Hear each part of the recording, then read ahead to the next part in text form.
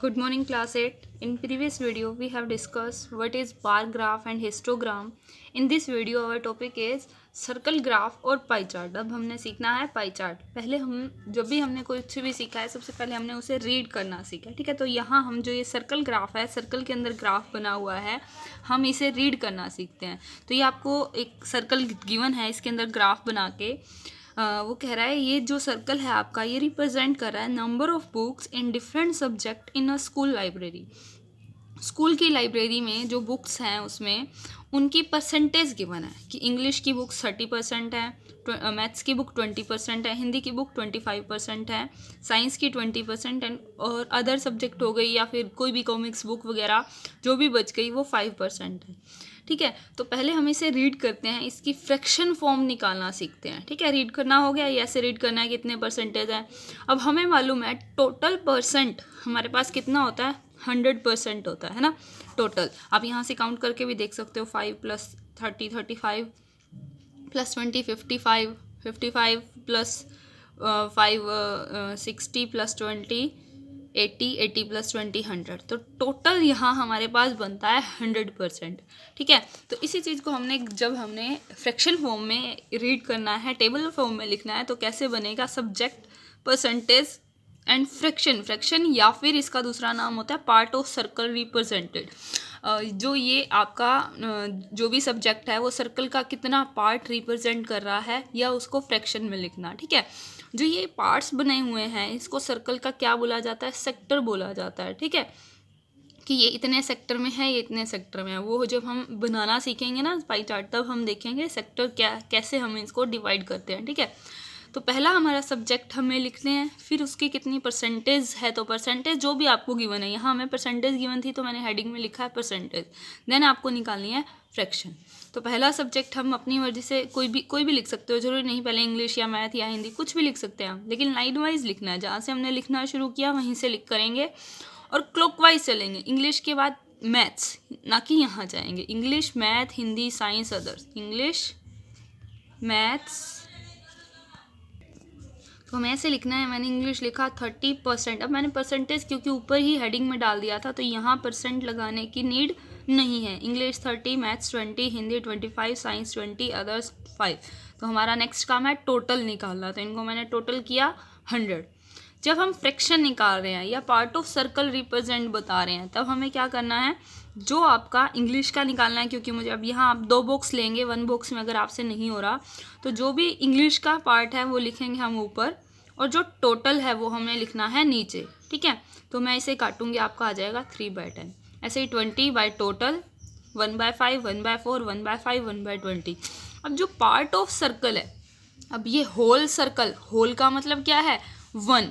तो total part आपका 1 है, ये उसके टोटल आपका कितना है 1, ये उसके पार्ट्स है. तो यहाँ पर भी अगर आप इनकी प्लस करा के देखोगे, 3/10 + 1/5 + 1/4 + 1/5 + 1/20, तो इनका टोटल आपके पास क्या आएगा, 1 आएगा. ठीक है, तो ये निकालने की नीड नहीं है, जिसमें आपको बता रही हूँ, क्योंकि ये पार्ट ऑफ सर्कल है, होल को रिप्रेजेंट करा रहा है ये पूरा सर्कल. होल मतलब पूरा, मतलब 1. होल मैथ्स के फॉर्म में क्या होता है, 1. तो 1 के पार्ट्स हैं ये सारे. तो इन सभी पार्ट्स को जब हम ऐड करेंगे तो हमारा आंसर क्या आ जाएगा, 1 आ जाएगा. ऐसे ही आपको सारे क्वेश्चंस करने हैं इसमें. जैसे फर्स्ट क्वेश्चन आपका परसेंटेज का है, तो सेम आपको क्या लिखना है, पहले information, news, viewer watching different program. तो यहाँ सब्जेक्ट की जगह आपका क्या आ जाएगा, program. Then percentage, heading same रहेगी आपकी, यहाँ आ जाएगा आपका इसके केस में सब्जेक्ट की जगह, क्योंकि यहाँ प्रोग्राम है तो program, then percentage, then fraction. ठीक है, सेम आपको ऐसे ही करना है. नेक्स्ट वाले में आपको कह रहा है this is the time spent on different activities by a child in 1 day. तो दीज आर एक्टिविटीज़, आपको यहाँ हेडिंग में डालना है, सब्जेक्ट की जगह एक्टिविटीज़, नाम लिखने हैं. उसके बाद इनके आवर्स डालने हैं, हेडिंग डलेगा टाइम. देन क्या आएगा, 8 3 4 3 6. नेक्स्ट है हमारा काम इनको टोटल करना, जो इनको प्लस करना है. 8 + 3 11, 15, 18, 24. तो टोटल आपके पास 24 आवर्स हो गए यहाँ. तो जब आपको टोटल यहाँ 24 हो जाएगा, जब हम फ्रैक्शन निकालेंगे, जैसे मुझे होमवर्क का फ्रैक्शन निकालना है, तो 3 होमवर्क का क्या है मेरे पास, 3. टोटल कितना आया मेरे पास, 24. तो फ्रैक्शन निकलेगी 1/8.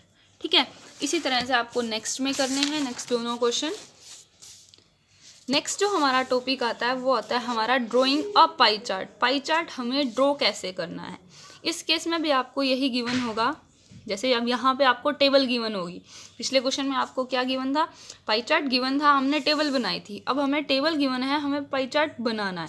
तो आपको यहाँ फ्रूट की सोल्ट बता रहा है, वो fruit Apple, mango and banana, 3 he fruits ले रहा है।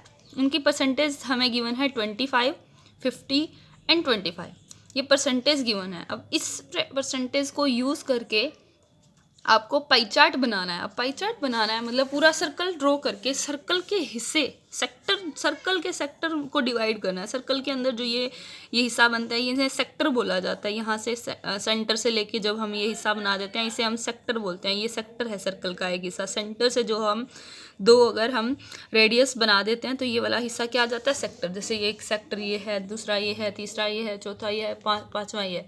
तो टोटल यहाँ 5 सेक्टर्स है। तो इस सर्कल को मुझे सेक्टर्स में डिवाइड करना है।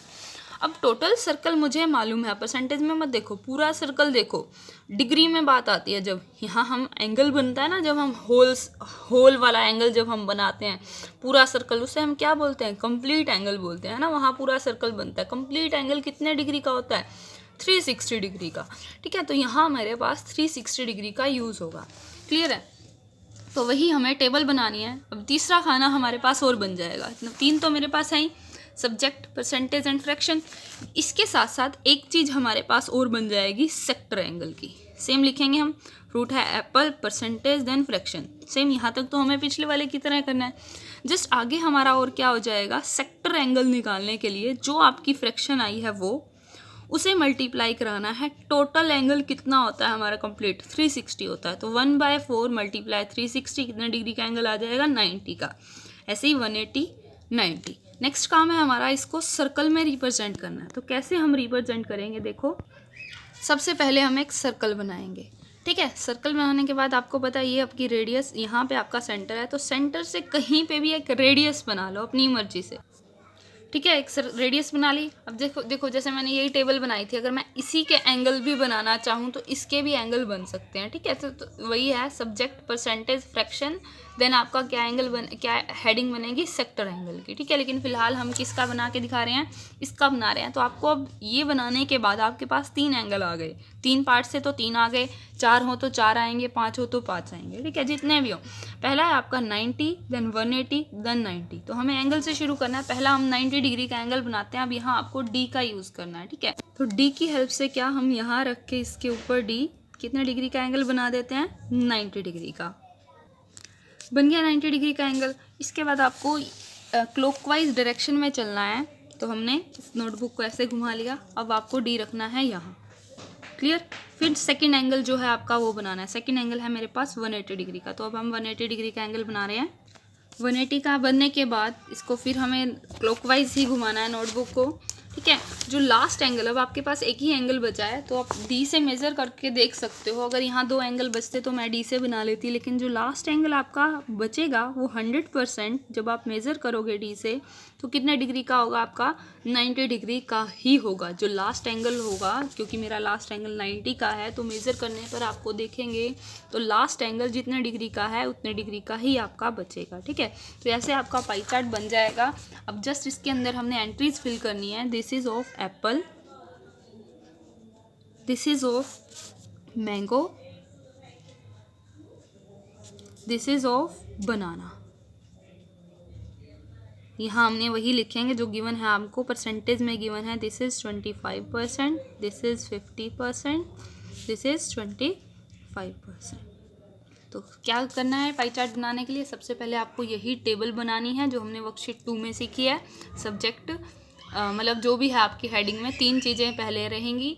और पाई चार्ट बनाने के लिए हमें क्या चाहिए, एक चीज़ सेक्टर एंगल चाहिए। जैसे मुझे इसका बनाना हो तो सेक्टर एंगल कैसे बनेगा, 3/10 मल्टीप्लाई 360 एंगल। ठीक है, तो जस्ट इसे कट हम कर लेंगे 108 डिग्री। तो पहला एंगल आपका कितने डिग्री का बनेगा, 108 का। ऐसे ही 1/5 मल्टीप्लाई 360 मतलब जो भी फ्रैक्शन है उसे 360 से मल्टीप्लाई करो, आपके पास एंगल आ जाएगा। और आपको सर्कल बनाने के बाद एक रेडियस लेनी है और जो जो एंगल है आपके 1 by 1 with the help of d बनाते जाने हैं। आपका पास पाई चार्ट आपका रेडी हो जाएगा। क्लियर।